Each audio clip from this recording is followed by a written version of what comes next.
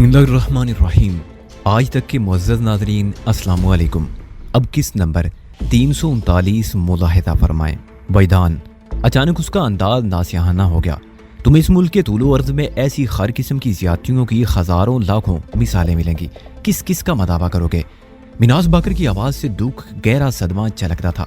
वही सूरत पर कबीदा खातर और बेहद मलूल था, लेकिन वो जज्बाती आदमी नहीं था, इसलिए रंज के इजहार में जोश कहीं नजर नहीं आता था। गहरी संजीदगी और बुर्दबारी ने उसके जज्बात को मजबूत लगाम दे रखी थी। मैंने कहा, बिनास साहब, हजारों लाखों ना सही, लेकिन मैं किसी एक फरियादी और कुचले हुए इंसान की दाद रसी तो कर सकता हूँ। अगर मेरे पास चुटकी भर मरम है तो मैं उससे किसी घायल शख्स का एक जख्म तो ढांप सकता हूँ। कहते हैं एक इंसान को बचाना पूरी इंसानियत को बचाने के मुतरादिफ है। तो क्या एक मजलूम की मदद करना या एक जालिम का हाथ तोड़ना दुखी इंसानियत की तीमारदारी ना होगी? एक जालिम की सरकोबी ना होगी? बेशक होगी, वो भर्राई हुई आवाज में बोला। मैं कल ही तुम्हें उस डॉक्टर का पता मालूम करके बता दूंगा, लेकिन एक बात मेरी ज़हन नशीन कर लो, बल्कि तुम इसे मेरी नसीहत भी समझ सकते हो। वो एक लम्हे को मुतवक्किफ हुआ, फिर बात को आगे बढ़ाते हुए बोला, कोई भी कदम उठाने से पहले अच्छी तरह तस्दीक कर लेना कि डॉक्टर वाकई कसूरवार है, क्योंकि उमूमन डॉक्टर ऐसे केस या मरीज के लवाकिन की हिमा पर करती हैं। आप इस सिलसिले में इत्मीनान रखें, मैंने तसल्ली आमेज लहजे में कहा। मैं मुतमईन होने के बाद ही कोई कार्रवाई करूंगा, और वो भी कोई जरूरी नहीं कि मैं इस वक्त निकल खड़ा हूँ। साहिल का मामला सबसे ज्यादा अहम है, मैं उसे पसे पूछ डालकर किसी और सरगर्मी में मुलव्वस नहीं हो सकता। वैसे आप एक बात तो बताएं। हाँ पूछो, मिनास ने संजीदा लहजे में कहा। मैंने पूछा, आप एक अखबार के एडिटर और पब्लिशर हैं, आप इस आर्गन के तवज्जो से इन माशरती नासूरियों की निशानदेही क्यों नहीं करते? मेरा ख्याल है अगर ऐसे जराइम पेशा मुअज़्ज़ज़ अफराद की नकाब कुशाई की जाए तो उसके बहुत से मुस्बत नताइज बरामद होंगे। इस नोयत के मदामीन और फीचर्स मेरे अखबारात में बल्कि कमोबेश सारे अखबार में शाये होते रहते हैं। उसके लहजे में संगीनी बरकरार रही। मैं इस फरीजे से गाफिल नहीं हूँ। आपने इस फर्ज की अदायगी के असरात भी देखे होंगे। कुछ ज्यादा हौसला अफजा नहीं, वो मायूसी से बोला। भाई अखबारात में ऐसे मदामीन पढ़कर लोगों का शऊर तो बढ़ता होगा। मैंने कहा, अवाम इनसे सबक तो सीखते होंगे। आपकी ये कोशिश इस्लाह माशरा के लिए खासी सनसनीखेज साबित होगी, और आप बड़े हौसला शिकन अंदाज में कह रहे हैं कि वो कते कलामी करते हुए बोले, वैतान, बात दरअसल ये है कि हमारी कौम का मजमूई मिजाज बड़ा अफसोसनाक बनकर रह गया है। इस कौम में हम सब शामिल हैं, और मैं अक्सरियत की बात कर रहा हूँ। हम सिर्फ डंडे की जबान समझते हैं, फिर यहाँ मुसीबत की घड़ी को याद करते हैं, वरना अपनी इस्लाह और बेहतरी के लिए क्या कुछ नहीं कर सकते।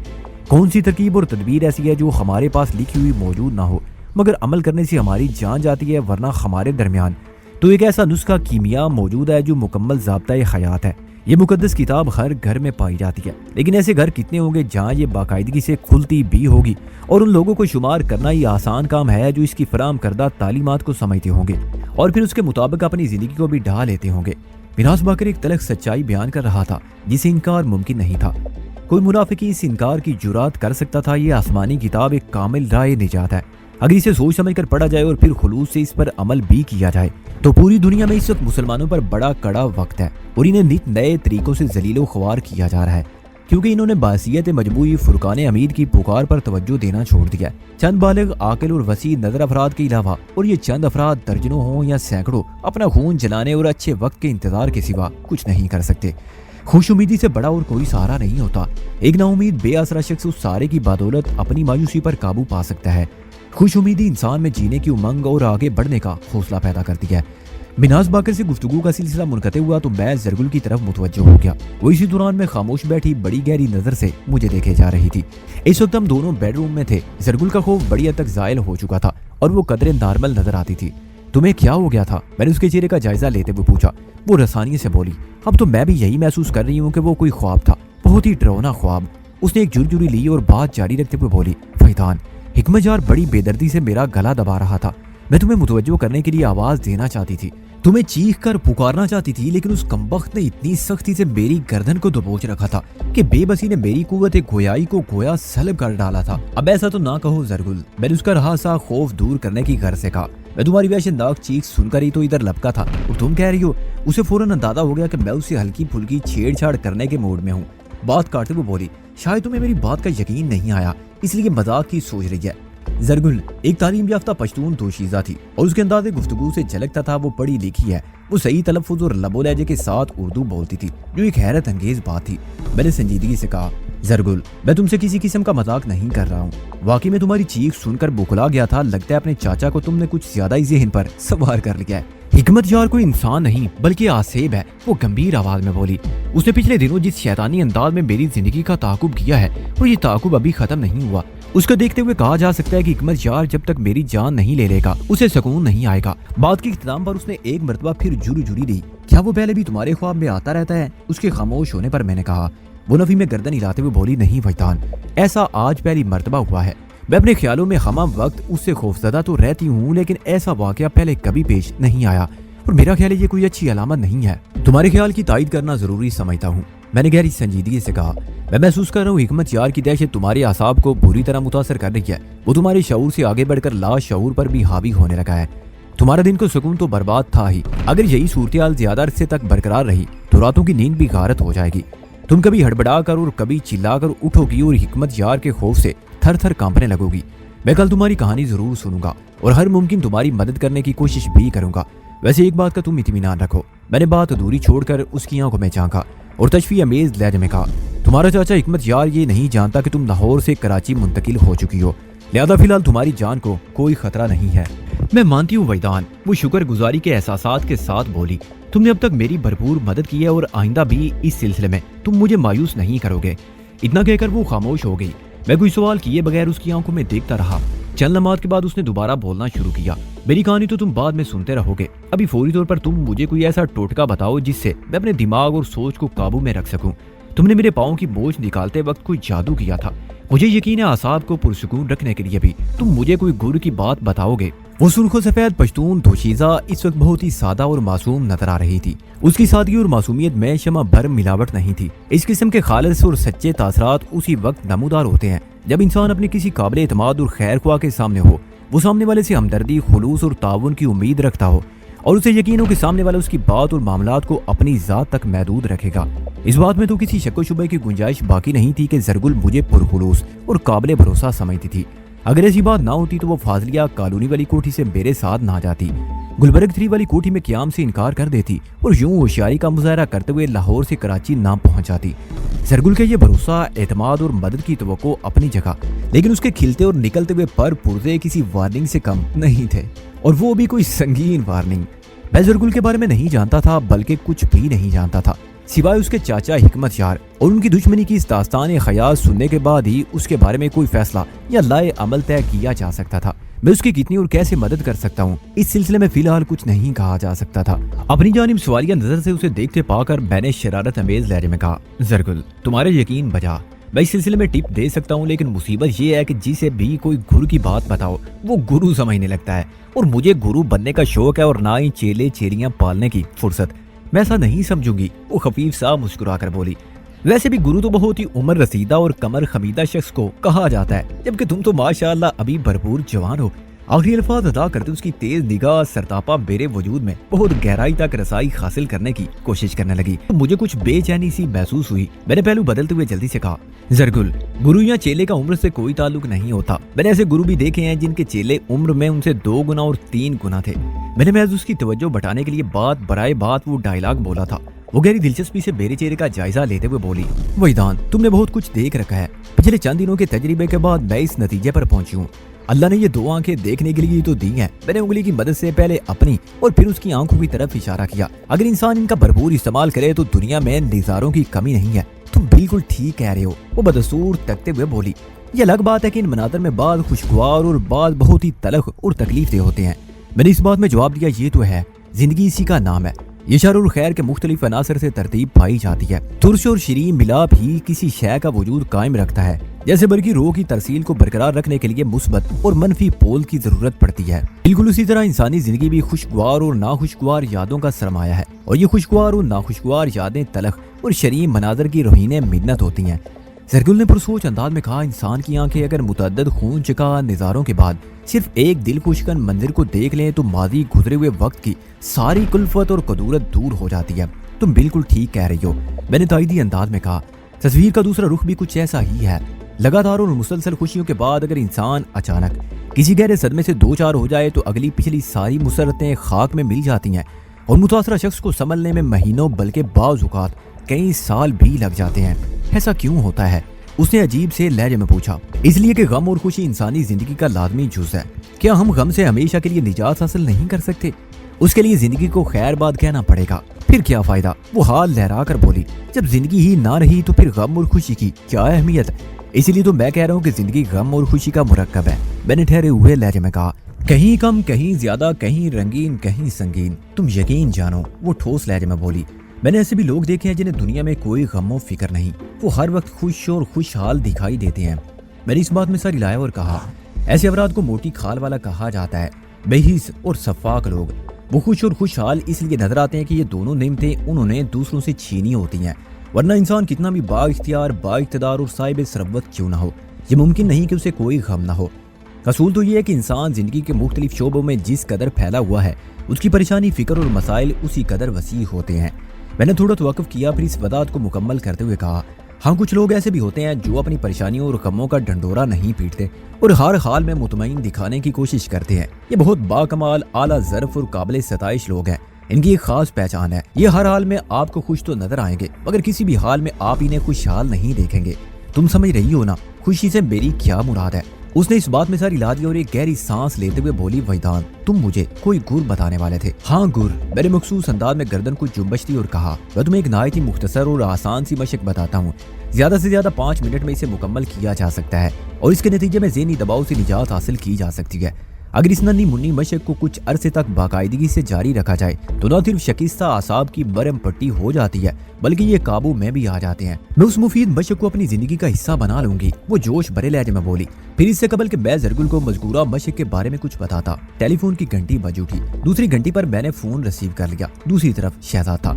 ہیلو وجدان، مینا صاحب نے یلو کیب اور 2 مسلح سیکورٹی گارڈ یہاں بھیج دیے ہیں، اب تمہارا کیا پروگرام ہے؟ ایک لمحے کے توقف سے اس نے اضافہ کیا، میں تمہارے فون کا انتظار کر رہا تھا، جب تم نے رنگ نہیں کیا تو سوچا میں ہی تم سے رابطہ کر لیتا ہوں۔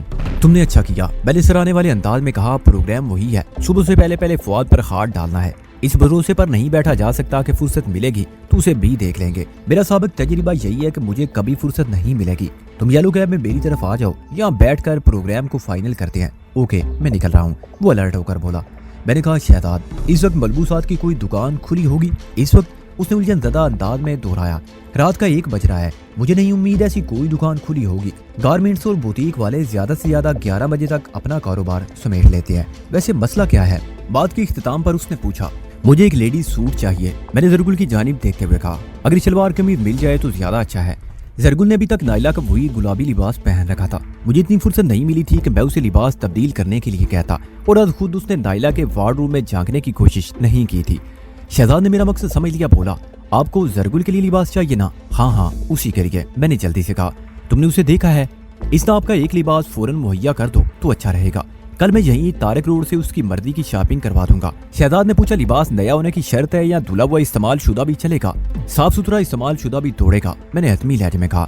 پھر میں نے امجد مرحوم کا حوالہ دیتے ہوئے شہزاد کو بے حد محتاط رہنے کی تاکید کی۔ سعود والی کارروائی میں شہزاد علی بھی امجد کے ساتھ تھا، لیکن خوش قسمتی سے شعیب کے ہتھے نہیں چڑھ سکا تھا۔ شہزاد سے رابطہ ختم ہوا تو زرگل نے تشویش بھرے لہجے میں کہا، وحیدان تمہاری باتوں سے پتہ چلا ہے تم فواد کو آج رات ہی چھاپنے کا فیصلہ کر چکے ہو، تم نے کہا تھا اس مشن میں بھی مجھے اپنے ساتھ رکھو گے۔ ہاں کہا تو تھا، میں اس کی طرف دیکھتے ہوئے گہری سوچ میں ڈوبا ہوا تھا، حالات کی بساط پر بلا ذہن موروں کی پلیسنگ کر رہا تھا۔ کیا تم واقعی اس مشن میں عملاً حصہ لینا چاہتی ہو یا فلیٹ پر اکیلے رہنے سے ڈر رہی ہو؟ یہ سوال میں نے ایسے ہی پوچھ لیا، ورنہ میں نے اسے اپنے ساتھ رکھنے کا فیصلہ کر لیا تھا۔ فواد مجھے اور شہزاد کو چہروں سے اچھی طرح پہچانتا تھا، اس کو گلشن والے فلیٹ سے باہر لانے میں زرگل بہت معاون ثابت ہو سکتی تھی۔ یہ بات تو طے تھی کہ ہم نے فواد کے ساتھ جو بھی کارروائی کرنا تھی وہ اپارٹمنٹس بلڈنگ کے باہر ہی کرنا تھی، وہ ایک رہائشی عمارت تھی۔ اگر ہم فواد کے فلیٹ پر کوئی غیر نصابی مضمون کھول بیٹھتے تو ایک بڑی مصیبت کھڑی ہو سکتی تھی۔ میں نے سوالیہ نظروں سے زرگل کو دیکھا تو وہ دیانتداری کا مظاہرہ کرتے ہوئے بولی، دونوں ہی باتیں ہیں وحیدان، مجھے یہاں تنہا رہتے ہوئے واقعی ڈر محسوس ہوگا، اس فلیٹ پر سہمنے اور خوف زدہ ہونے سے تو یہ اچھا ہوگا میں تمہارا ہاتھ بٹاؤں۔ اس کے لہجے سے اپنائیت اور خلوص ٹپکتا تھا۔ ہاتھ بٹاؤں کے الفاظ اس نے اتنی سادگی اور سچائی سے ادا کیے تھے کہ میں اس کی پیشکش سے متاثر ہوئے بغیر نہ رہ سکا۔ میں اسے ساتھ لے جانے کے بارے میں سوچ چکا تھا، فراخ دلی سے کہا، ٹھیک ہے زرگل، تم بھی ہمارے ساتھ ہی جاؤ گی، بس وہ پھر جلدی سے مجھے وہ مختصر مشق بتا دو۔ وہ کسی ننھے بچے کی طرح مچل کر بولی، تاکہ جب ہم اس مشن سے کامیاب لوٹیں تو میں اپنے بکھرے ہوئے اعصاب کو سمیٹ کر چین کی نیند سو سکوں۔ میں چند لمحات تک خاموش رہ کر اپنے خیالات کو ایک نقطے پر مجتمع کرتا رہا، फिर जरगुल की तरफ मुतवज्जे होते हुए कहना शुरू किया, कशीदा आसाब किसी तनी हुई डोरी के मानद होते हैं। डोरी को चाहे जितना भी खींच तान लिया जाए उसमें मजीद गुंजाइश मौजूद रहती है।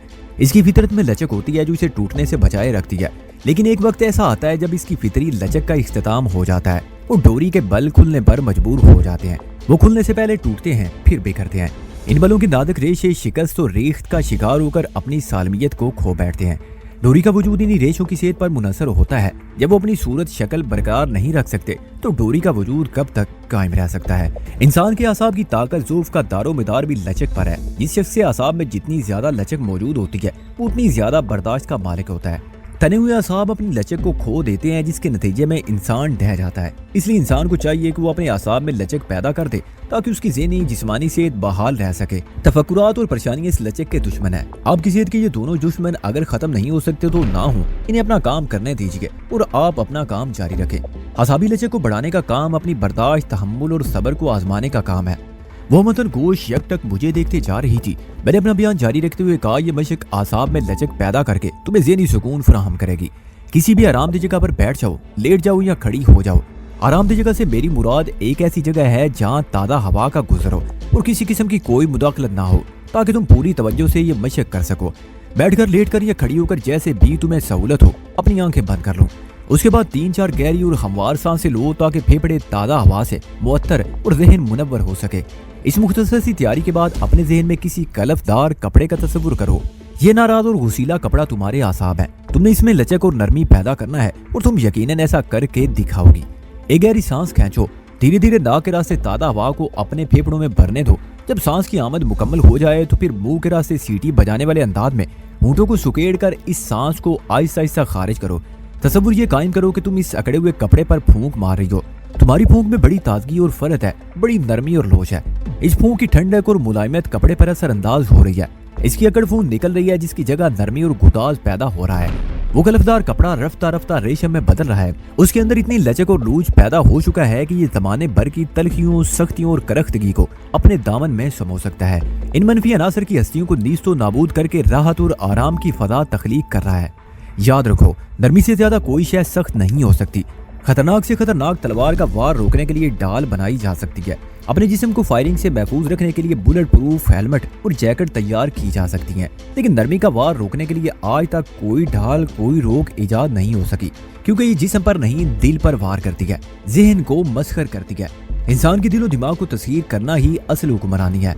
अपनी ताकत के बल पर मखलूक खुदा को हिरासा करके उन्हें अपने इशारों पर निशाना और अपने अहकाम की बजा आवरी पर मजबूर करना एक नाटक है, अपनी बर्तरी जिताने के खोखला मुजाहरा है। ऐसे जालिमों की इस दुनिया में कमी नहीं। मेरी तकरीर खत्म हुई तो जरगुल को जैसे होश आ गया। उसने चौंक कर मुझे देखा और ट्रांस की सी कैफियत में बोली, फिर क्या हुआ? और फिर दरवाजे पर दस्तक होने लगी। मैंने बेसाख्ता कहा। अगली लम्हे वाकई दस्तक होने लगी। जरगुल ने दीदे फैलाकर मुझे नापने की कोशिश की। मैं खामोशी से उठा और जाकर दरवाजा खोल दिया। शहजाद अली सामने खड़ा मुस्कुरा रहा था। करम अपार्टमेंट से चंद गज पहले शहजाद ने येलो हुंडाई रोक ली। इस मुकाम पर नीम तारीकी थी। इस वक्त रात के 2 बज रहे थे। हम जिस किस्म की कार्रवाई करने वहाँ पहुंचे थे उसके लिए मुनासिब वक्त यही था। करम अपार्टमेंट्स एक बहुत बड़ा रिहायशी मंसूबा है जिसमें सैकड़ों फ्लैट्स हैं, जिनमें बसने वालों में से अक्सर सो रहे थे। शहजाद बहुत मौका शनास और बातदबीर बंदा था। मैंने जरगुल के लिए एक लिबास की फरमाइश की तो वो 3 लिबास उठा लाया। वो मेरी तरफ आने से पहले मिनास बाकर के बगले पर गया था और जरगुल के लिए शबाना का एक नया लिबास वहाँ से हासिल कर लिया। मजगूरा लिबास शबाना ने चंद रोज पहले ही खरीदा था और अभी उसके इस्तेमाल में नहीं आया था। शबाना और जरगुल की फिजिक में कुछ ज्यादा फर्क नहीं था, इसलिए जरगुल के बदन पर वो लिबास बड़ा फिट बैठा था। दूसरे 2 लिबासों को देखकर मैं चौंक उठा और मैंने हैरत भरे लहजे में शहजाद से पूछा, ये वर्दियां तुम क्यों और कहाँ से लाए हो? वो 2 पुलिस यूनिफॉर्म्स थी। शहजाद ने मुस्कुराते हुए जवाब दिया, एक लॉन्ड्री वाले से मेरी अच्छी याद अल्लाह है। अक्सर पुलिस वालों की यूनिफॉर्म उसके पास धुलने के लिए आती हैं। मैंने इस वक्त उसे थोड़ी तकलीफ दी और वो मेरा मसला हल करने पर आमादा हो गया। हम अपना काम निकालने के बाद ये वर्दियां लॉन्ड्री वाले को लौटा देंगे, वो इन्हें दोबारा धोकर सेट कर देगा। वो एक लम्हे को मुतवक्किफ हुआ, फिर गहरी संजीदगी से बोला, वैदान, फवाद को करम अपार्टमेंट से बाहर लाने के लिए हमें पुलिस वालों का स्वांग भरना होगा, वरना उस रिहायशी इलाके में कार्रवाई खासी मुश्किल हो जाएगी। तुम मेरी बात समझ रही हो ना? मैंने पुरमानी अंदाज में गर्दन हिलाते हुए कहा, लेकिन ये महज वर्दियां हैं। मखसूस किस्म के बेल्ट्स और बैग्स के बगैर कहीं वहाँ का चौकीदार किसी शक में मुब्तला ना हो जाए। मेरा ख्याल ऐसा कुछ नहीं होगा, वो यकीनी लहजे में बोला। इस शहर में पुलिस की वर्दी दहशत और खौफ की अलामत बन गई है। चौकीदार फरूई मामलात पर तवज्जो नहीं देगा, फिर हमारे पास हथियार भी होंगे तो वो जबान नहीं खोल सकेगा। उस पर हम खालस पुलिस वालों का सा अंदाज इख्तियार करेंगे तो उंगली टेढ़ी किए बगैर घी निकल आएगा। जरा रुक कर उसने कहा, तुम इस मिशन में सीनियर और मैं जूनियर पुलिस वाला हूँ। मैं कलाशनकोव उठाऊंगा और तुम ये पिस्टल अपने पास रखोगे, बाकी का काम हम अपनी भरपूर अदाकारी से चला लेंगे। कैसा आइडिया है? आइडिया अच्छा है और काबिले अमल भी है, मैंने पुरसोच अंदाज में कहा। शहजाद 2 पुलिस यूनिफॉर्म के साथ असले के नाम पर एक कलाशनकोव और एक टीटी पिस्टल भी लाया था। आइंदा चंद मिनट में हमने लिबास तब्दील किया और कार्रवाई के लिए लाए अमल तय कर लिया। अब हम 2 पुलिस वालों के बेस में येलो हुंडाई में अमली मैदान में कूदने के लिए तैयार बैठे थे। मैंने एहतियातन फ्लैट से रवाना होते वक्त अपना सिविल ड्रेस गाड़ी में रख लिया। शायद ये मेरी छठी हिस्स का कमाल था। मुझे यूं महसूस हो रहा था ये भी दीगर जरूरी लवाजमात का हिस्सा है और किसी भी वक्त इसकी जरूरत पेश आ सकती है। जरगुल चाकू चौबंद अकवी निशिस्त पर बराजमान थी, उसके चेहरे से दबा दबा जोश जाहिर हो रहा था। मैंने गर्दन घुमाकर उसे देखा और कहा, जरगुल हम अंदर जा रहे हैं, तुम गाड़ी में बैठकर हमारा इंतजार करो। ठीक है, मुझे उम्मीद है तुम लोग अंदर ज्यादा देर नहीं लगाओगे, वो मजबूत लहजे में बोली।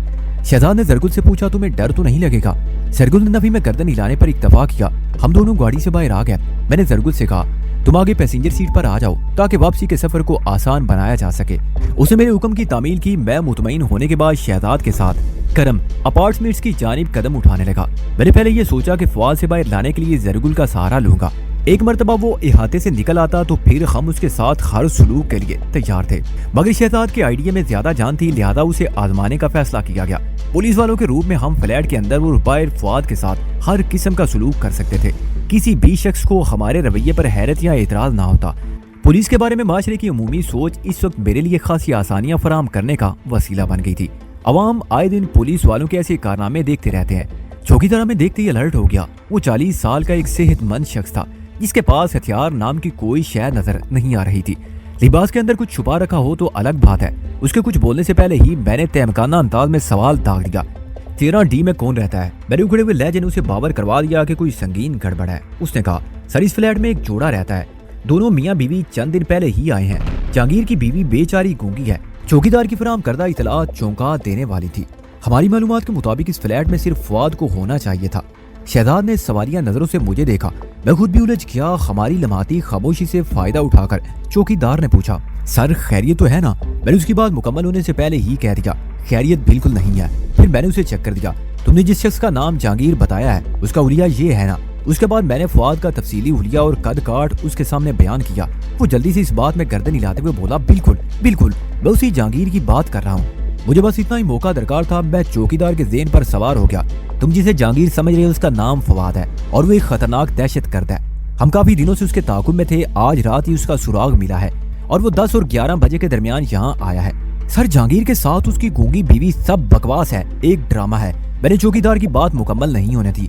अभी देखना तुम हम किस तरह उस खतरनाक मुजरिम को बेदस्तों पा करके अपने साथ ले जाते हैं। कानून की निगाह से बचने के लिए ये लोग आजकल इसी तरह रिहायशी इलाकों में पना ले रहे हैं और खुद को फैमिली वाला जाहिर करते हैं। मुझे यकीन है वो गूंगी औरत भी उसकी साथी होगी और ऐन मुमकिन है वो गूंगी भी ना हो।